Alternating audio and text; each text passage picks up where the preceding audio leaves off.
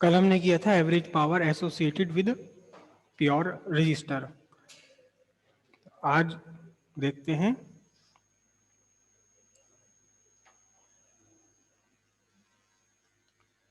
Average power associated with pure inductor या pure capacitor, pure inductor के लिए। ठीक है, ईएमएफ कितना अप्लाई किया आपने, वही E equals E naught sine omega T. ठीक है, instantaneous current I equals I naught sine omega T minus pi by two, क्योंकि यहाँ करंट लैग करता है वोल्टेज से। Voltage lead the current, current lag behind the voltage. तो इसे थोड़ा सा हम मॉडिफाई कर लें, minus sine pi by two minus omega T. Okay, तो minus I naught sine pi by two minus omega T minus I not cos omega T. ठीक है, इसके बाद वही simple instantaneous power P equals क्या ई आई। तो P इक्वल्स बना आपका E कितना है, E not I naught sine omega T cos omega T और माइनस का E not I naught upon two किया मैंने इसको, और यहां किया two sine omega T cos omega T. तो अब ये क्या बन गया, ये दोनों मिलकर बन गए sign two omega T.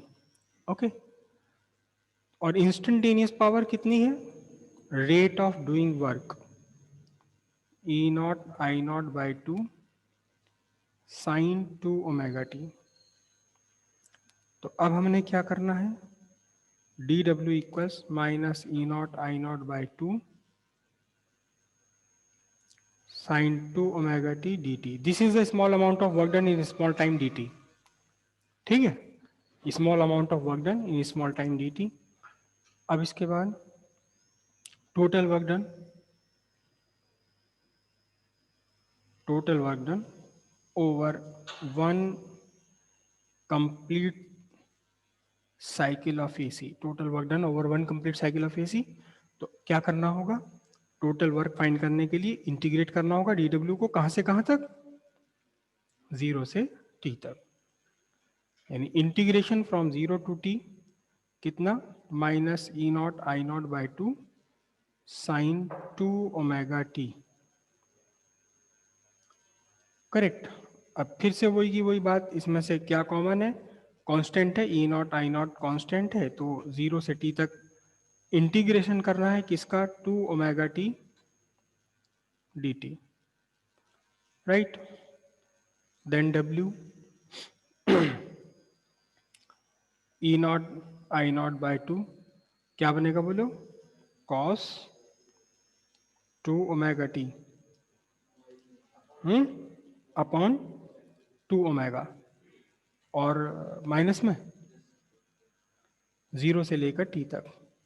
Okay, W equals work done equals four omega, और इसको मैं प्लस कर दूं, और ये क्या बना, cos two omega t from zero to capital T.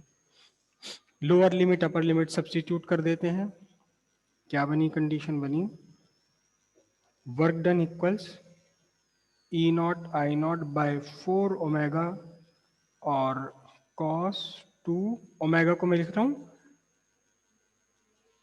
To pi by capital T, E not I not by four omega cos four pi by capital T. समझ गए, एक तो 2 लगा हुआ ही है और ओमेगा में से 2 पाई आ गया, और अपर लिमिट मैंने यहाँ रखी t minus cos 4 pi by capital T, और इस लोअर लिमिट कितनी है 0।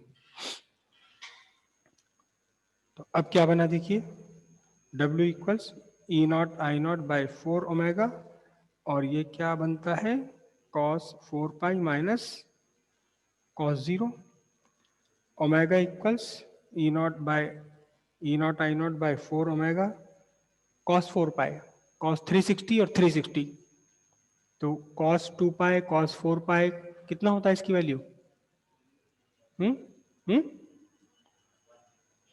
1, कॉस 0 कॉस 2 पाई कॉस 4 पाई सबकी वैल्यू 1 है, कॉस 0 की वैल्यू कितनी है 1 है, तो बचा क्या, कुछ नहीं, टोटल वर्क डन 0, तो एवरेज पावर